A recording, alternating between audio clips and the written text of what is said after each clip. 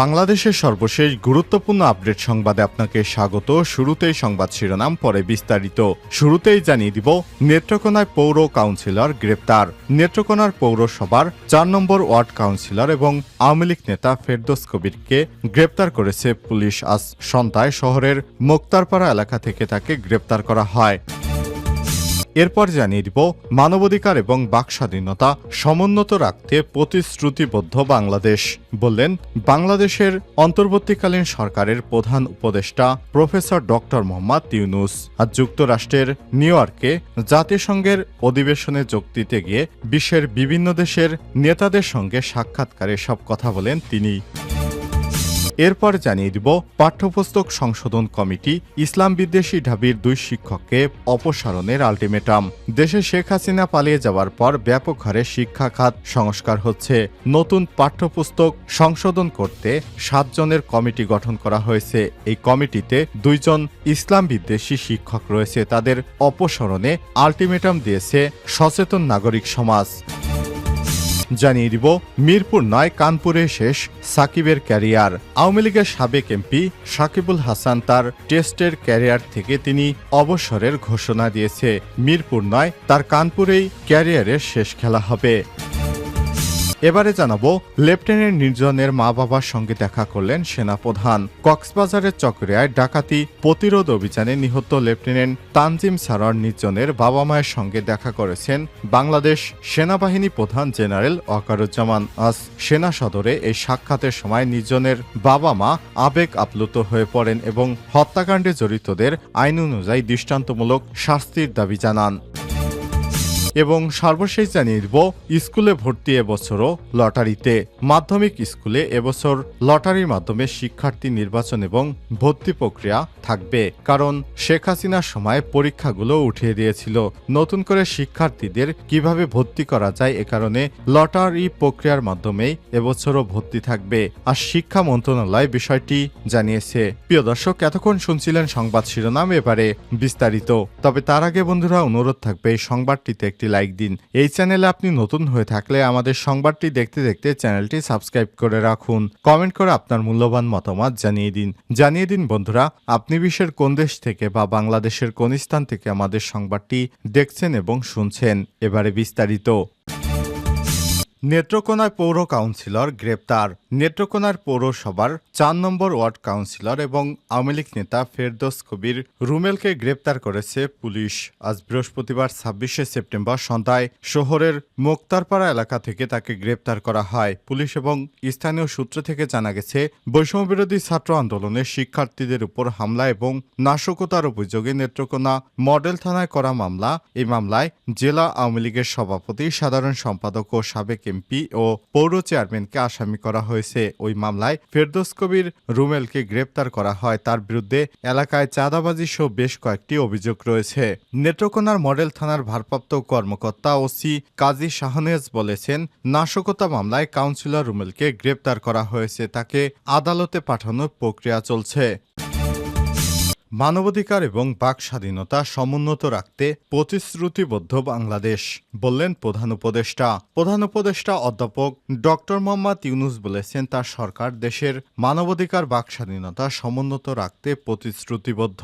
New ইয়র্কের স্থানীয় সময় বুধবার একটি হোটেলে শীর্ষস্থানীয় মানবাধিকার সংগঠনগুলোর সঙ্গে বেশ কয়েকজন ঊর্ধ্বতন কর্মকর্তা তার সাথে দেখা করতে এলে তিনি এসব মন্তব্য করেছেন। বৈঠকে জুলাই এবং আগস্টের গণঅভ্যুত্থান এবং শেখ হাসিনা দীর্ঘ 15 বছরের স্বৈরাচার শাসনের সময় সংগঠিত নৃশংস মানবাধিকার লঙ্ঘন, বিচার বহির্ভূত হত্যাকাণ্ড, জবাবদিহিতা নিয়ে আলোচনা করা হয়েছে। মানবাধিকার কর্মকর্তা স্বৈরাচার শাসকের সময় সম্পাদিত প্রায় 3000 বিচার বহির্ভূত হত্যাকাণ্ডের অধিকতর তদন্তের প্রয়োজনীয়তার উপর জোর দেন। তারা নিরাপত্তা খাতের সংস্কার, সাইবার নিরাপত্তা আইন প্রত্যাহার, নির্বিঘ্নে ন্যায় বিচার প্রাপ্তি এবং শেখ হাসিনার স্বৈরা শাসন আমলে বলপূর্বক গুমের শিকার ব্যক্তিদের আটক কেন্দ্রের কার্যক্রমের জবাবদিহিতা নিশ্চিত করার আহ্বান জানিয়েছেন।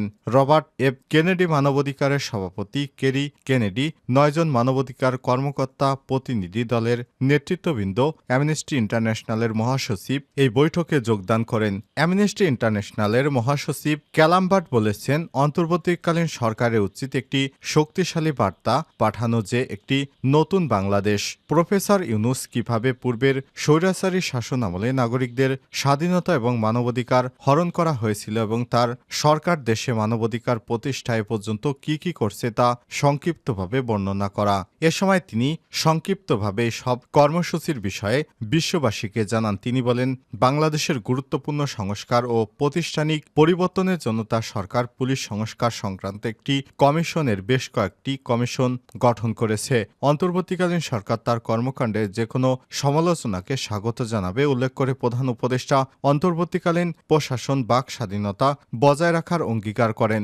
ডক্টর ইউনূস আরও বলেন, এই সরকার যে কোনো সমালোচনায় বিচলিত নয়। আসলে আমরা সমালোচনাকে আমন্ত্রণ জানাচ্ছি। সরকার দেশে কারো কণ্ঠরোধ করবে না। হংকং ভিত্তিক সাবেক মানবাধিকার কর্মী মোহাম্মদ আশরাফুল জামান, হিউম্যান রাইটস ওয়াচের সিনিয়র গবেষক জুলিয়া ব্রেকনারও বৈঠকে বক্তৃতা করেন। পাঠ্যপুস্তক সংশোধন কমিটি ইসলাম বিদ্বেষী ঢাবির 2 শিক্ষককে অপসারণের আলটিমেটাম। পাঠ্যপুস্তক সংশোধন কমিটি থেকে ইসলাম বিদ্বেষী 2 সদস্য অপসারণ এবং ইসলামিক স্কলার অন্তর্ভুক্তির দাবিতে জাতীয় প্রেস ক্লাবের সামনে মানববন্ধন অনুষ্ঠিত হয়েছে। বৃহস্পতিবার দুপুরে সচেতন নাগরিক সমাজ আয়োজিত এই কর্মসূচি পালিত হয়। মানববন্ধনে আমাদের সন্তানদের গিনিপিগ বানানো চলবে না, যৌন শিক্ষা পরিবার দেবে, স্কুল না। পাঠ্যপুস্তক সমন্বয় কমিটি ইসলাম বিদ্বেষী কেন? পাঠ্যপুস্তকে পশ্চিমা বিকৃত মতবাদ ঢোকানো যাবে না। এনজিওর কবল থেকে বাঁচতে হলে প্রজন্মকে সমকামিতার আমদানি অধিকার নয়, বিকৃতি এবং পাঠ্যপুস্তকের সংস্কার আলেম ছাড়া আশঙ্কার ইসলাম বিদ্বেষী কুলাঙ্গার কমিটি থেকে বহিষ্কার ইত্যাদি প্লেকার্ড হাতে নিয়ে অংশ নিতে দেখা গেছে সচেতন নাগরিকদের।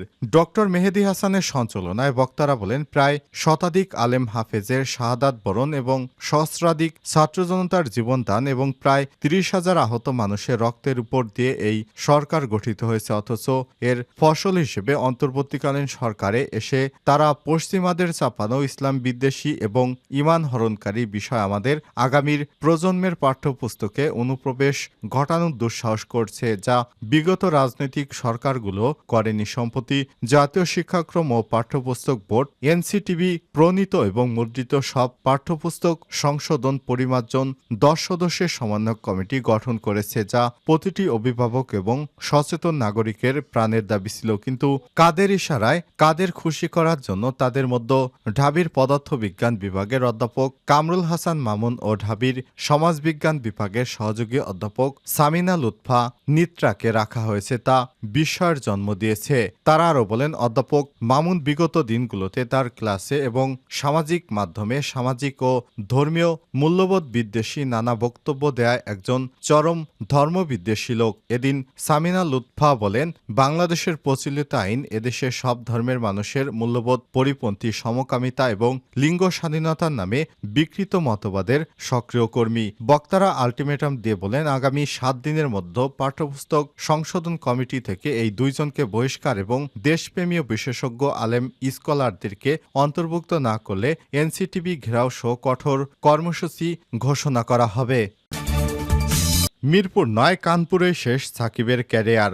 যারা চরমভাবে ঘৃণা করেন সাকিবুল হাসানের অবসর ঘোষণা হয়তো তাদের চোখে জল, কারণ তিনি যে দেশের ক্রিকেটের পোস্টার বয়, বাংলাদেশের একজন ক্রিকেটার যে বিশ্বমঞ্চের দাপট দেখাতে পারেন তা সর্বপ্রথম করে দেখেছেন তিনি। তবে শেষটা যে হতাশা, যে ক্রিকেটার গোটা বিশ্বের কাছে পরিচিত করেছেন এই দেশটাকে, দেশের ক্রিকেটকে, সেই সাকিব নিরাপত্তা চান দেশের মাটিতে বিদায়ী টেস্ট খেলতে। একটা ক্রিকেটারের কাছে এর চেয়ে বড় আক্ষেপ আর কি হতে পারে। কেবল আওয়ামী লীগের রাজনীতির সঙ্গে যুক্ত হয় সাকিবকে পড়তে হয়েছে নিরাপত্তাহীনতায়। হত্যা মামলায় আসামি হওয়ার সংখ্যা জেগেছে। দেশে ফিরলে হতে পারেন গ্রেপ্তার। চট্টগ্রাম টেস্ট ক্যারিয়ার শুরু সাকিবের শেষ করতে চান মিরপুরে। কানপুরে শুক্রবার ২৭ সেপ্টেম্বর ভারতের বিপক্ষে সিরিজের দ্বিতীয় এবং শেষ টেস্ট খেলবে বাংলাদেশ। এর আগে সংবাদ সম্মেলনে এসে সাকিব বলেন, যেটা মনে হয়েছে সামনে হোম সিরিজ আমার শেষ সিরিজ হবে। এভাবে ফারুক ভাই, বিসিবির সভাপতি এবং নির্বাচকদের সঙ্গে কথা হয়েছে। মিরপুর টেস্ট অক্টোবরে দক্ষিণ আফ্রিকার বিপক্ষে হবে আমার শেষ টেস্ট, বিশেষ করে টেস্টে। গত ৫ আগস্ট আওয়ামী লীগ সরকার পতনের পর দেশে ফেরেননি সাকিব। সে সময় কানাডায় টি-20 লিগ খেলছিলেন তিনি। সেখান থেকে দলের সঙ্গে যোগ দিয়ে খেলেন পাকিস্তানের বিপক্ষে ২ টেস্ট।